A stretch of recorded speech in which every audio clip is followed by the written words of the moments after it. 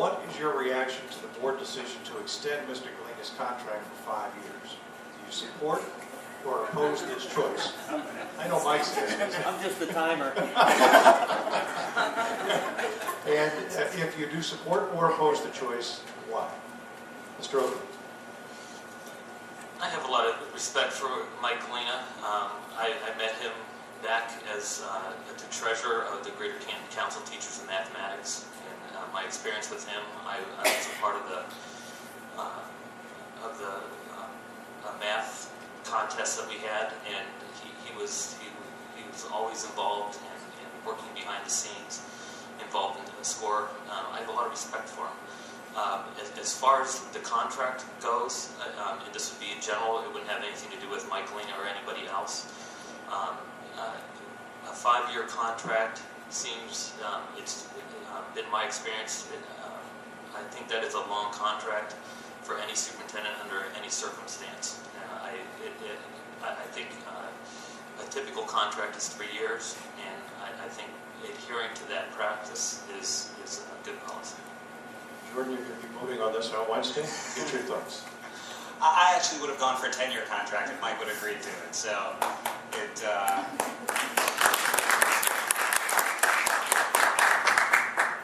this district needs stability, and we have the best superintendent in the state. The kids love him, the parents love him, the teachers love him. I think we have the luxury of having somebody. Actually, I think there are 3 of Mike Galina.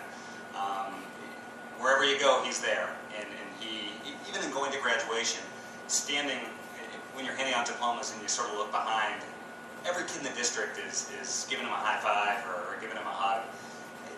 When I was in Kansas City, I didn't even know who my superintendent was. So given the quality we have in Mike Galina, I am very happy to put that on the agenda for Wednesday, and very happy to vote in favor of it. So. And I believe most people know, but if they don't, his contract comes up next spring, right, or next summer. It expires in July. Right, so that's one of the reasons of moving forward. Well, and one of the theories, if I can address that real quick. Yeah, go ahead. The reason why this is coming up now, we had Mike's review in September, and you have to give the superintendent a review, and it just seemed logical to do the extension after that review was completed. So we're going to be doing that extension on Wednesday. We, as a current board, have been involved in all of the reviews over the past 4 years, and all the other board members.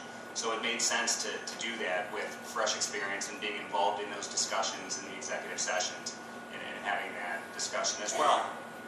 With the way the contract reads, if we were not going to extend Mike's contract, we would have had to notify him in March that would not happen.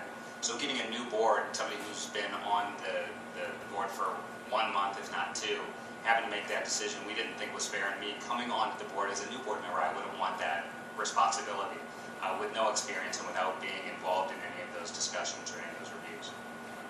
Thank you. Betty? Well, in fun, I was accused of being paid for the remarks I made about Mr. Todd Tolson and Mr. Mike Galina in my interview with Channel 11. And I want to just set the record straight, no money crossed my hand, so neither one of them bothered to pay me. But what I said, I meant. Todd Tolson just does a phenomenal job. Mike Galina, with his personality, his leadership, I agree with Jordan. If you could give him a tenure, you'd go with it. When you've got something good, you don't want to lose it. You don't want somebody else, just like we kind of stole him away from Minerva. You don't want that to happen. So if I were voting, I definitely would have voted that way also. Thank you. Anthony? Yeah. Yeah, I definitely agree with what's going on here. Jordan, I think he did it right nail on the head.